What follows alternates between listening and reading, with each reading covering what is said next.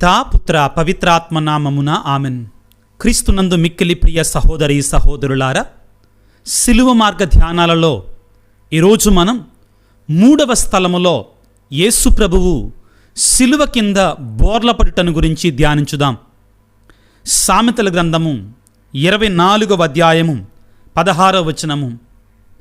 నీతిమంతుడు ఎన్నిసార్లు పడినను మరలా పైకి లేచును, కానీ దుర్మార్గుడు ఆపద వచ్చినప్పుడు సర్వనాశనమగును.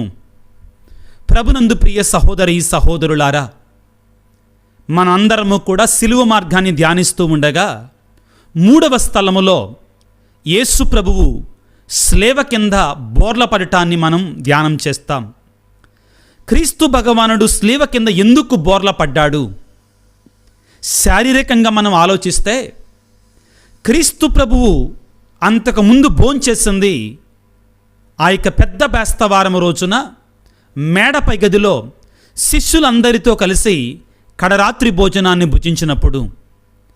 కడరాత్రి భోజనాన్ని భుజించిన తర్వాత క్రీస్తు భగవానుడు తన శిష్యులతో కలిసి ఇదిగో ఆ యొక్క గెత్సెమనే తోటకు వెళ్ళి భయంకరమైనటువంటి వేదనకు గురి అయ్యాడు. ఆ తరువాత యూదాస్ యొక్క ముద్దు వలన అప్పగించబడి, ప్రియ దేవుని బిడ్డలారా, హెరోదు వద్ద నుండి పిలాతు వద్దకు, పిలాతు వద్ద నుండి హెరోదు వద్దకు యెషయా ప్రవక్త గ్రంథములో పలికినట్లుగా యేసు ప్రభువుని వారు బంతులాడుకున్నారు. శక్తి కృషించిపోయింది ఆయనలో. శారీరకమైనటువంటి బలహీనత కంటే కూడా మానసికమైన ఆత్మీయమైన బలహీనతకి యేసు ప్రభు బాగా లోనయ్యాడు. కారణం ఏమిటి అంటే, ప్రియులకు దేవుని బిడ్డలారా, శారీరకమైన బలహీనత కంటే కూడా మానసికమైన బలహీనత. ఆయన ఏ ప్రజలకైతే ఆయన ఆకలితో ఉన్నటువంటి వారికి ఆహారాన్ని పెట్టాడో అద్భుత రీతిగా, ఏ ప్రజలకైతే కళ్ళు లేనటువంటి వారికి కళ్ళు, కాళ్ళు లేనటువంటి వారికి కాళ్ళనిచ్చాడో, అదే ప్రజలు యేసు ప్రభు వంక చూపిస్తూ తన యొక్క రక్తం మా మీద, మా బిడ్డల మీద పడాలి అని ప్రజలు పలికారో, ఆ ప్రభువు ఎంతో వేదనకు గురయ్యాడు. అదేవిధంగా ఒక దొంగవాడైనటువంటి, ఒక బందిపోటు అయినటువంటి ఆ యొక్క బరబ్బాని విడుదల చేసి ఇతరుని సిలువ వేయుడు, సిలువ వేయుడు, సిలువ వేయుడు అని ముమ్మారులు వాళ్ళు కేకలు పెట్టినప్పుడు ఆ కరుణామయుడు, ఆ దయామయుడు, నేను మేలు చేసింది ఈ ప్రజల కోసం కాదా, నేను మంచి చేసింది ఈ ప్రజల కోసం కాదా అని ఆయన మానసికంగా కృంగిపోయాడు. ఆత్మీయంగా ఎందుకని కృంగిపోయాడు అంటే, ప్రియులకు దేవుని బిడ్డలారా, ఇదిగో సిలువను మోసుకొని వస్తున్నాడు. మన యొక్క పాప భారం అనేటువంటి సిలువని ఆ క్రీస్తు భగవానుడు మోస్తూ ఉండగా, మన పాప భారం అనేటువంటి ఆ సిలువ క్రింద ఆయన ఆత్మీయంగా కోలద్రోయబడ్డాడు. ప్రభునందు ప్రియులకు దేవుని బిడ్డలారా, క్రీస్తు ప్రభువు సిలువ కింద పడటం అనేటువంటిది ఆయనలో ఉన్నటువంటి మానవత్వాన్ని మనకి జ్ఞాపకం చేస్తుంది. ఆయన ప్రియ సహోదరి సహోదరులారా, సిలువని ఏదో ఒక నాటకీయంగా మొయ్యలేదు. నిజంగా 100కి 100 పాళ్ళు కూడా మానవాళి పాప పరిహారార్థమై ఒక మానవుడిగా 100కి 100% నీలాగా నాలాగా శరీరాన్ని ధరించినటువంటి మానవుడిగా ఆయన మన పాపాల కొరకై పరిపూర్ణంగా శ్రమలను అనుభవించాడు. అయితే ఈ క్రీస్తు ప్రభువు శిలువ కింద పడటాన్ని మనం ధ్యానిస్తూ ఉండగా ఈ 3వ స్థలం మనకి ఏమి నేర్పిస్తుందంటే, ప్రియులకు దేవుని బిడ్డలారా, దేవుడు ప్రేమమయుడు, దేవుడు కనికర సంపన్నుడు. దేవుడట మన మీద ఉన్న ప్రేమ చేత ఆయన మనందరినీ కూడా ఒక తాడుతో బిగించుకుంటాడట, కట్టివేసుకుంటాడట, తన చేతుల్లో పట్టుకుంటాడట. ఎందుకని? సాతాను వశమై దూరంగా వెళ్ళిపోకుండా ఉండడానికి. కానీ ప్రియ దేవుని బిడ్డలారా, ప్రతిసారి కూడా మనం పాపము చేసినప్పుడు ఆ దేవునికి మనకి మధ్యలో ఉన్నటువంటి ప్రేమ బంధము లాంటి ఆ తాడు తెగిపోతుందట. మనం పాపములో పడిన ప్రతిసారి కూడా ఆయనకి మనకి మధ్యలో ఉన్నటువంటి ఈ ప్రేమ బంధం అనేటువంటి దారం అనేటువంటిది తెగిపోతుందట. ఏ విధముగా ఒక కైట్ ఏ విధంగా ఒక గాలిపటాన్ని ఎగరవేసేటువంటి వాని చేతుల్లో నుంచి ఆ గాలిపటం తెగి దూరంగా వెళ్ళిపోతుందో, ఆ విధంగా మనము కూడా ప్రతిసారి పాపము చేసినప్పుడు దేవుని నుండి తెగిపోతామట. దేవునికి మనకి మధ్యలో ఉన్న బంధం తెగిపోతుందట మనం పాపములో పడిపోయిన ప్రతిసారి. కానీ ప్రియులకు సహోదరి సహోదరులారా, ఇక్కడే అసలైనటువంటి అంశం ఉంది ప్రియులారా. ఏమిటి అంటే, మనము పాపము చేసిన తర్వాత అరే నేను పాపము చేశానే అని పైకి లేచినప్పుడు, దేవుని వద్దకు తిరిగి వచ్చినప్పుడట దేవుడు మరొకసారి ఆ దారాన్ని ముడివేస్తాడట. అంటే మనకున్నటువంటి తాడుని, దేవుని దగ్గర ఉన్నటువంటి తాడుని మరొకసారి ముడివేస్తాడట. మనం ఎన్నిసార్లు అయితే పడతామో, ఎన్నిసార్లు అయితే పైకి లేస్తామో, ఎన్నిసార్లు అయితే తిరిగి దేవుని వద్దకు వస్తామో అన్నిసార్లు ముడి వేస్తూనే ఉంటాడట దేవుడు. ప్రియులకు దేవుని బిడ్డలారా, ఆ విధంగా మనం పడిన ప్రతిసారి దేవునికి దగ్గర అవుతాం. కారణం ఏమిటి అంటే, తెగిన తాడుని ముడివేసినప్పుడు అది కొరచగా అవుతుంది, దేవునితో మన బంధం ఇంకా బలపడుతుందట. కాబట్టే ప్రియులకు దేవుని బిడ్డలారా, సాతానుడు మానవుడు పడిపోవటాన్ని ఇష్టపడతాడు, కానీ పాపము చేయటానికి ఇష్టపడతాడంట. కానీ మానవుడు పాపము నుండి పైకి లేవటాన్ని మాత్రం సాతానుడు అస్సలు తట్టుకోలేడట. ప్రియులకు దేవుని బిడ్డలారా, సాతానుడు మానవుడు పాపము చేసిన తర్వాత వాడు పైకి లేచినప్పుడు గడగడ వణుకుతాడంటండి. ఎందుకని అంటే, పాపము చేసి పాపములో పడిపోయి పైకి లేచినటువంటి వాడు ఇంకా దృఢంగా బలంగా తయారవుతాడట ప్రియులారా. కాబట్టి మనందరం చదువుకుంటాం లూకాసు సువార్త 15వ అధ్యాయములో 7వ వచనములో, ప్రియ సహోదరి సహోదరులారా, పాపి హృదయ పరివర్తన చెంది పాపములో పడిన తర్వాత పైకి లేచినప్పుడు పరలోకములో ఎటువంటి ఆనందం ఉంటుంది దేవుని సన్నిధిలో మనం చదువుకుంటాం. అట్లే హృదయ పరివర్తన అవసరము లేని 99 మంది నీతిమంతుల కంటే హృదయ పరివర్తన పొందు ఒక్క పాపాత్ముని విషయమై పరలోకమున ఎక్కువ ఆనందము ఉండునని మీతో నిశ్చయముగా చెప్పుచున్నాను అని స్వయముగా క్రీస్తు ప్రభువు మనకు నేర్పిస్తూ ఉన్నాడు. క్రీస్తు ప్రభువు ఈ 3వ స్థలములో క్రింద పడి అక్కడ పడిపోయి ఆగలేదు, మరలా పైకి లేచాడు.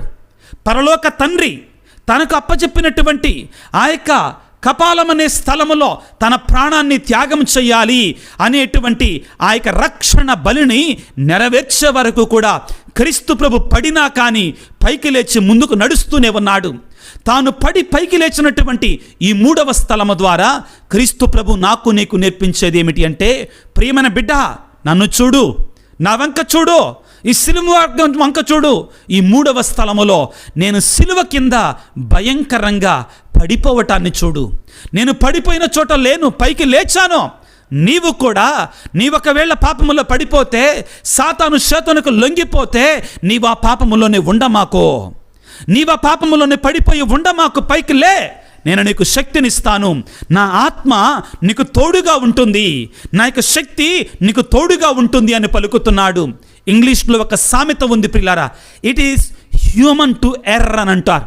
అదే విషయాన్ని మనం రోమియ పత్రికలో అందరూ కూడా పాపము చేస్తారు, అందరూ కూడా పాపులే, పాపము లేనటువంటి వాడు ఎవ్వనుడు లేడు, అందరూ దేవునికి దూరం అయిపోయారు. కానీ ప్రియులకు దేవుని బిడ్డలారా, అందరూ మనం దేవునికి దగ్గర కావాలి. 3వ స్థలం అనేటువంటిది సిలువ మార్గములో అతి ముఖ్యమైన స్థలం. మానవాళికి మన యొక్క మానవత్వాన్ని జ్ఞాపకం చేసి, ఇదిగో నీకు తోడుగా దైవత్వం ఉంటుంది అని పలుకుతున్నాడు.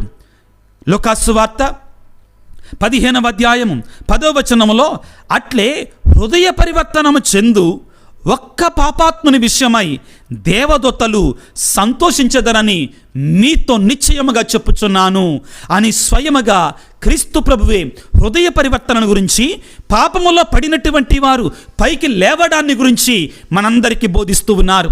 ఒకసారి ప్రియులకు దేవుని బిడ్డలారా, తప్పిపోయిన కుమారుని యొక్క సన్నివేశాన్ని, ప్రభు మన ముందుంచినటువంటి ఆ యొక్క సువార్తని, ఆ యొక్క ఉపమానాన్ని మనం ధ్యానం చేస్తే, దుడుకు చిన్నవాడు దేవుని నుండి దూరం అయిపోయాడు, పాపము చేశాడు, పాపాంధకారములో పడిపోయాడు, చెయ్యకూడనటువంటి కార్యాలు చేశాడు, పందుల పొట్టును ఆశించాడు. యూదులకి అసహ్యమైనటువంటిది అది. కానీ ప్రియులకు దేవుని బిడ్డలారా, ఎప్పుడైతే తాను పాపము చేశాను, పాపములో పడిపోయాను అని తెలుసుకున్నాడో, తాను ఆ యొక్క మనస్సులోకి ఆ యొక్క ఆలోచన వస్తుందో, నేను దేవునికి దూరం అయిపోయాను, నేను పాపాంధకారంలో పడిపోయాను అని తెలుసుకున్నాడో, వాక్యం ఏమని చెప్తుందంటే ప్రియులకు దేవుని బిడ్డలారా, లూకా సువార్త 15వ అధ్యాయము 20వ వచనములో, వాడు పైకి లేచి తన తండ్రి వద్దకు బయలుదేరెను. ఈ మాట చాలా ముఖ్యమైనటువంటిది. ఈ తప్పిపోయిన కుమారునికి ఉపమానములో అత్యంత పవిత్రమైన, అత్యంత విలువైనటువంటి మాట ఏమిటి అంటే, వాడు పైకి లేచి అనేటువంటి పదం ప్రియులారా. అవును ప్రియులకు దేవుని బిడ్డలారా, ఈ శ్రమల కాలంలో, ఈ పాస్కా యుద్ధ కాలంలో దేవుడు మనందరికీ కూడా ఒక అవకాశాన్ని ఇస్తున్నాడు.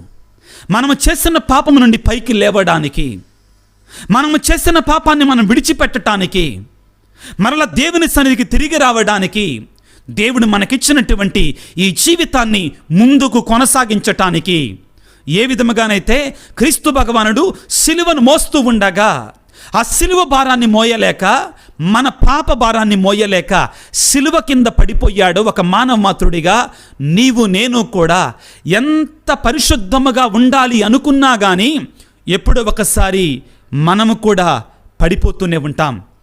కానీ ప్రియులకు దేవుని బిడ్డలారా, క్రైస్తవునిలో ఉండవలసినటువంటి అతి ముఖ్యమైన గుణము ఏమిటి అంటే, పడిపోయిన చోట ఉండకూడదు. మనం పైకి లేవాలి, దేవుని సన్నిధికి వెళ్ళాలి. దేవుని సన్నిధి యొక్క కృప కొరకే మనందరము కూడా ప్రార్థన చేసుకోవాలి. ప్రియులకు దేవుని బిడ్డలారా, ఇదిగో లూకా సువార్త 19వ అధ్యాయము 1వ వచనం నుండి మనం చదువుకుంటే, జక్కయ్య యొక్క మారు మనసు గురించి మనం తెలుసుకుంటాం. పాపములో జీవిస్తూ ఉన్నాడు. లోకానుసారముగా చూస్తే అతనికి లేనిదంటూ ఏమీ లేదు. డబ్బు ఉంది, ధనం ఉంది, పేరు ప్రఖ్యాతులు ఉన్నాయి. కానీ తన హృదయంలో శాంతి లేదు. పడిపోయి ఉన్నాడు, పాప గోతిలో పడిపోయి ఉన్నాడు. కానీ ఎప్పుడైతే ఆ కరుణామయుడి గురించి, ఆ దయామయుడి గురించి విన్నాడో, ఆ ప్రభువును చూడాలని ఆశ కలిగింది, పైకి లేవాలని ఆశ కలిగింది. దేవుని సన్నిధికి వచ్చాడు. ఏం జరిగింది ప్రియులారా? అతడు ఆశతోటి మేడి చెట్టు ఎక్కగానే ప్రభువే స్వయంగా జక్కయ్య వైపు చూచి, జక్కయ్య దిగిరా, నేను నేడు నీ ఇంటికి రావాలనుకుంటున్నాను అని పలికాడు. అవును ప్రియులకు దేవుని బిడ్డలారా, పడిపోయినటువంటి వాడు ఒక్క అడుగు దేవుని వైపునకి వేస్తే దేవుడు 1000 అడుగులు వేస్తాడు మన వైపునకి. దేవుని నుంచి దూరమైన తర్వాత, దేవుని నుండి పాపము చేసి దూరంగా వెళ్ళిపోయిన తర్వాత మనలో హృదయ పరివర్తన, పశ్చాత్తాపం అనేటువంటి పైకి లేవటం అనేది ప్రారంభమైన తర్వాత మనం ఒక్కడుగు దేవుని వైపు వేస్తే దేవుడు మన వైపునకి 1000 అడుగులు వేస్తాడు. దాని గురించి మనందరము కూడా యాకోబు పత్రిక 4వ అధ్యాయం 8వ వచనములో, మీరు దేవుని చెంతకు వస్తే ఆయన మీ చెంతకు వస్తాడు అని పలుకుతున్నాడు. మత్తయి శుభవార్త 11వ అధ్యాయం 28వ వచనములో, ప్రియులకు దేవుని బిడ్డలారా, భారముచే అలసి సొలసి ఉన్న సమస్త జనులారా నా యొద్దకు రండి, నేను మీకు విశ్రాంతినిస్తాను. ప్రభు ఏ భారం గురించి మాట్లాడుతున్నాడు ఇక్కడ? ఏ భారములో పడిపోవటాన్ని గురించి మాట్లాడుతున్నాడు ఇక్కడ? శారీరకమైనటువంటి వ్యాధుల గురించి, బాధల గురించి మాట్లాడుతున్నాడా? కానే కాదు ప్రియులారా, పాపమనే భారము కింద పడిపోయినటువంటి వారి గురించి, పాపమనే భారము చేత అణగత్రొక్కబడినటువంటి వారి గురించి ప్రభు ఈ రోజున మాట్లాడుతున్నాడు. మత్తయి శుభవార్త 11వ అధ్యాయం 28వ వచనములో, భారముచ్చి అలసి సొలసి ఉన్న సమస్త జనులారా నా యొద్దకు తిరిగి రండి. మొదటలో ఉపమానములో మనందరం కూడా విన్నాం ప్రియులారా, ఎప్పుడైతే మనం దేవుని నుండి పాపములో పడిపోతామో మనకి దేవునికి మధ్యలో ఉన్నటువంటి ఆ ప్రేమ అనే తాడు, ఆ ప్రేమ అనే దారం తెగిపోతుంది. కానీ ఆ పాపము నుండి పైకి లేచినప్పుడు, దేవుని వద్దకు తిరిగి వచ్చినప్పుడు దేవుడు ఆ తాడును మరొక్కసారి ముడివేస్తాడు. ఆ తాడు పొడుగ్గా ఉన్నదల్లా ఇంకా కొరచగా అవుతుంది. మనం దేవునికి దగ్గర అవుతాం ప్రియులకు దేవుని బిడ్డలారా. అదేవిధంగా మలాకి గ్రంథము 3వ అధ్యాయము 7వ వచనములో, ప్రియులకు దేవుని బిడ్డలారా, మీరు నా చెంతకు వస్తే నేను మీ చెంతకు వస్తాను అని పలుకుతున్నాడు. ప్రియులకు దేవుని బిడ్డలారా, ఈ రోజున ఈ 3వ స్థలములో యేసు ప్రభువు ఆ సిలువ కింద బోర్ల పడి పైకి లేవటం అనేటువంటి ఈ స్థలము మనందరికీ నేర్పించేది ఏమిటి అంటే, ప్రియబిడ్డ నేను నీకు తోడుగా ఉంటానంటున్నాడు యేసు ప్రభు. లే, పైకి లే, పడిపోయినటువంటి చోట ఉండమాకు, పాపములో పడిపోయినటువంటి చోట ఉండమాకు, నీ పాత పాప జీవితంలో నువ్వు ఉండిపోమాకు, పైకి లెమ్మని మనందరినీ కూడా ప్రోత్సహిస్తున్నాడు ప్రియులకు దేవుని బిడ్డలారా.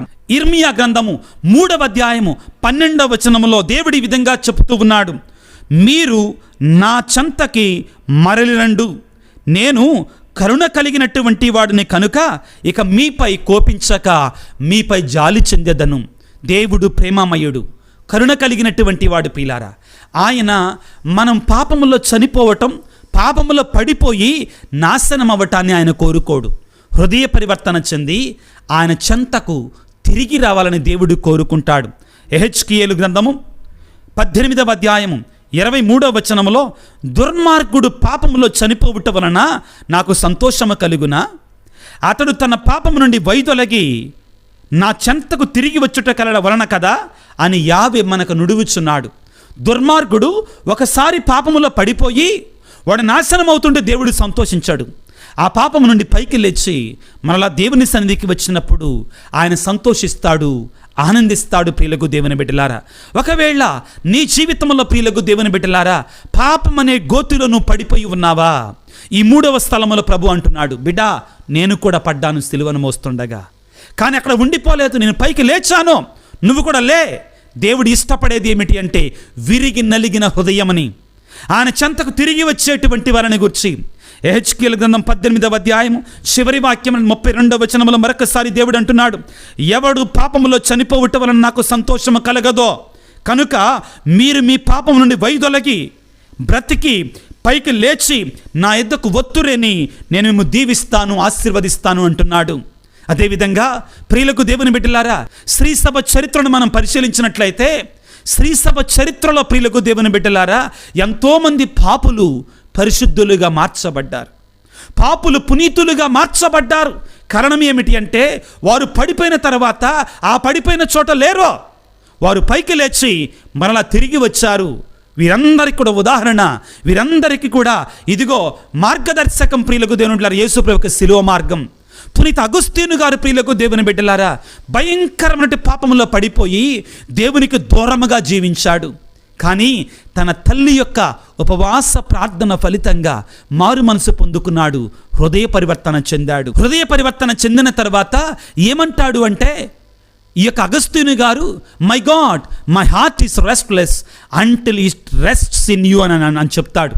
అవును ప్రియులారా, దేవా నా హృదయంలో శాంతి లేదయ్యా, సమాధానం లేదయ్యా, నీలో శాంతిని సమాధానాన్ని పొందుకునే వరకు కూడా నాకు శాంతి సమాధానం లేదయ్యా అని పలుకుతున్నాడు ప్రియులకు దేవుని బిడ్డలారా. అదేవిధంగా పునీత లోయోలాపురి ఇన్యాసి వారు, ఆయన ఈలోక సంబంధమైన పేరు ప్రఖ్యాతులు సంపాదించుకోవాలని, ఈలోక సంబంధమైన యుద్ధాలలో గెలవాలని ఆయన ఈలోక సంబంధమైన ఆశల కోసం పరిగెట్టాడు, ఈలోక సంబంధమైనటువంటి సంపదల కొరకే పరిగెట్టాడు. కానీ తాను మారు మనసు పొందాడు, తిరిగి వచ్చాడు, గొప్ప పునీతుడిగా కొనియాడబడ్డాడు. పునీత అస్సీపుర ఫ్రాన్సిస్ గారు ప్రియులకు దేవుని బిడ్డలారా ఇహలోక సంబంధమైనటువంటి విచ్చలవిడి జీవితాన్ని జీవించాడు. వాళ్ళ నాన్న గొప్ప వ్యాపారి, బట్టల వ్యాపారి. ఈలోక సంబంధమైన సరదాలతోటి, అదేవిధంగా తాగుడు, ఇతర వ్యసనాలతోటి ఆయన బానిసైపోయాడు. ఈలోక సంబంధ పేరు ప్రఖ్యాతుల కోసం ఆయన అరులు చాచాడు. కానీ ఎప్పుడైతే దేవుని యొక్క ప్రేమను కనుగొన్నాడో పడిపోయిన చోట నుండి పైకి లేచాడు. ప్రియులకు దేవుని బిడ్డలారా, తపస్సకాల ప్రారంభ ధనమైనటువంటి విభూతి బుధవారం రోజున మనం చదువుకున్న మొదటి పట్టణములో యోవేలు గ్రంథము 2వ అధ్యాయం 12వ వచనములో దేవుడు మనందరిని ఆహ్వానిస్తూ ఉన్నాడు. ఏమంటున్నాడు?